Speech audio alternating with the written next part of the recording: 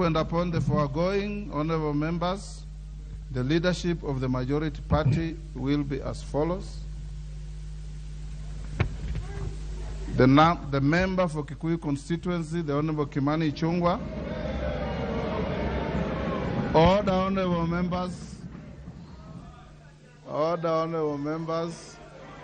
Can the members take their seats?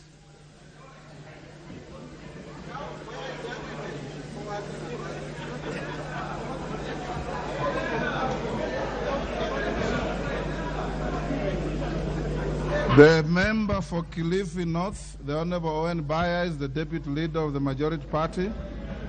The member for South Mugirango, the Honorable Silvanos Osoro, is the majority party whip. The member for Marsabit County, the Honorable Naomi Jilo Wako, is the deputy majority whip. Leadership of the minority party. That with regard to the minority party, the member for Ugunja, the Honorable Opiyo Wandayi, is the leader of the minority party. The member for Kadiani, the Honorable Robert Mbui, is the deputy leader of the minority party. The member for Suna East, the Honorable Junet Muhammad, is the minority party whip. And the nominated member, the Honorable Sabina Chege, is the Deputy Minority Whip. The letters from the Secretary General of the Jubilee Party, I have already touched on those and we need not bother about them.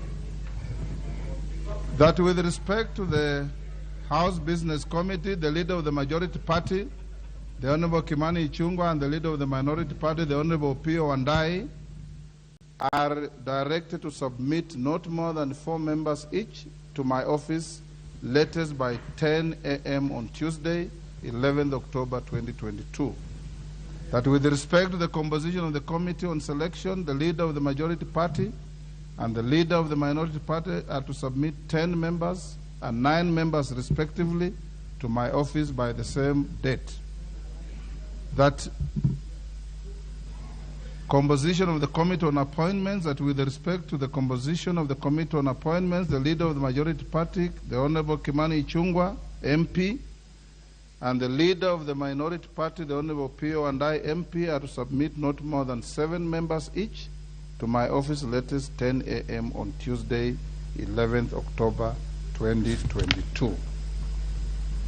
That upon receipt of the names of the members of the House Business Committee, the clerk is hereby directed to cause the list to be published in the order paper on Tuesday, 11th October 2022. The clerk is also directed to ensure that the names of the members to serve in the Committee on Selection and the Committee on Appointments are presented to the House Business Committee when the committee sits on Tuesday, 11th October 2022.